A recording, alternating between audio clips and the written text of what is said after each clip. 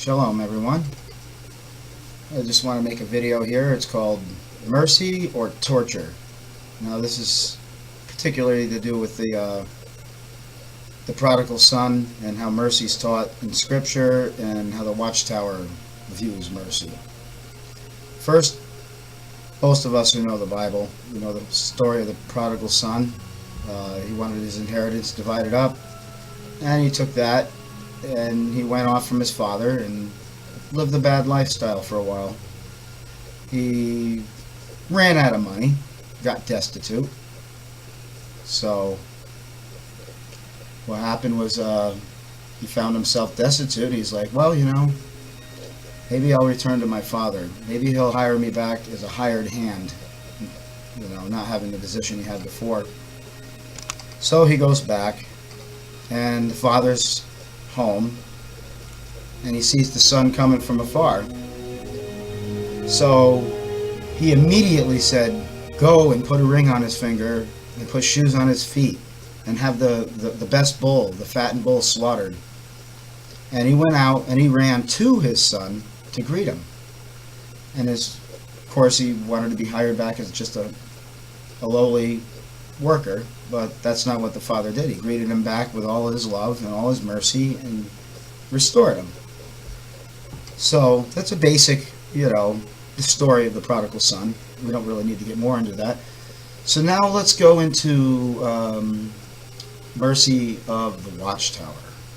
Now, they have a policy called disfellowshipping for people who are wrongdoers. It's supposed to be for people who are habitual wrongdoers, and it gives you the list of things to do, like murderers or thieves. And it's not just because you commit one act of it. It's generally, if you're habitual with it, unrepentant, meaning you're not turning your course around and you continue to do what you're not supposed to do. But now with the Watchtower too, is that if you get disfellowshipped, they shun you in the sense that you can't talk to you anymore. Your family and friends, that you lose it all. So now, say you do something really bad, you get reinstated. You want to get reinstated, they make you wait like months. In some cases, I've heard people having to go there, not be able to talk to anybody for 3 years before they get reinstated. And then they put you on probation, sort of, in a sense. Now, is that anything like the story of the prodigal son? I'll tell you a quick story about a sister I know. I won't name her, even though she does have her story online on YouTube. But she had a rocky marriage. Things were bad. She tried everything, she could do. And they split up. And basically, it's been quite a while. They've been split up. She's not officially divorced, of course. So what happens is she gave into an act with somebody. And, adultery. And what happened was, and this is the first time she's ever done anything like this in her entire life. Now, so she does that. It happens within the week, a couple times, and immediately she stopped, broke that off, and as the Watchtower says, oh, come to us for help, and we'll give you mercy, we'll help, we'll grease you with oil and pray over you, and all this. But what happens is that you really go before a judicial committee, and they basically, just 3 people or 4, maybe 5 elders, usually about 3 or 4. But anyway, they just sit there and they basically interrogate you. My case, they were nice. They were really nice. I won't discredit them for that, even though I don't agree what they disfellowshipped me for. But on to the error of the way of the mercy of the Watchtower.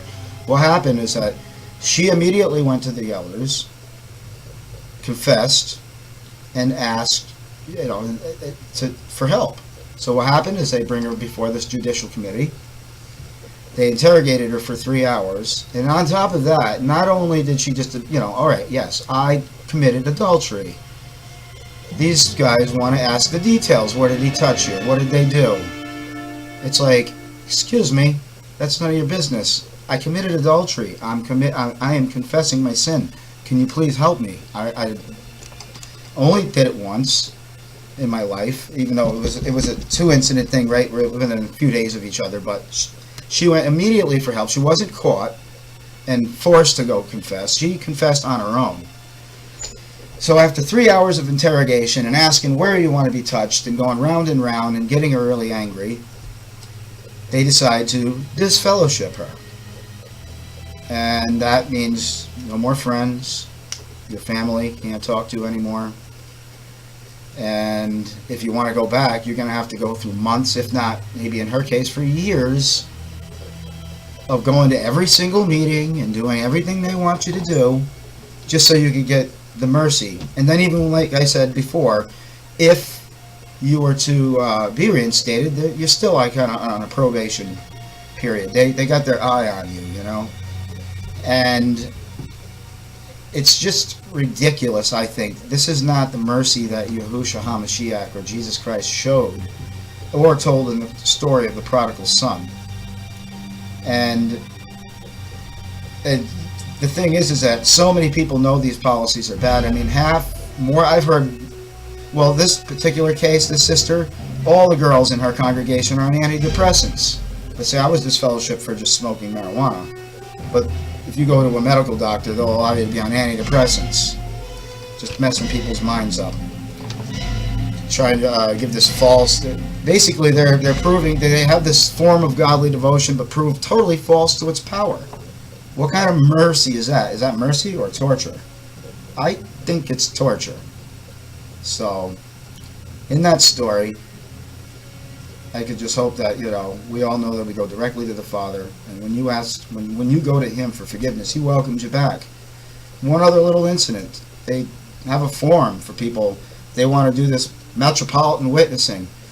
Even if they have to fill out His form, even though they're already pioneering. That's when somebody does several hours in the service, like 90 hours a month. So what happens? They got to fill out this form, and then they want to know whether you've been reprimanded or not in the last 3 years. Now, Yahuwah's mercy is complete and final. It's water under the bridge once it happens. What's the deal with the form? I wanting to bring up whether you've had a problem in the past or not. You're pioneering. You're doing the right thing. You're going to meetings, and then they want to just basically add insult to injury by bringing it up again. That's not what Yahuwah does. Not at all.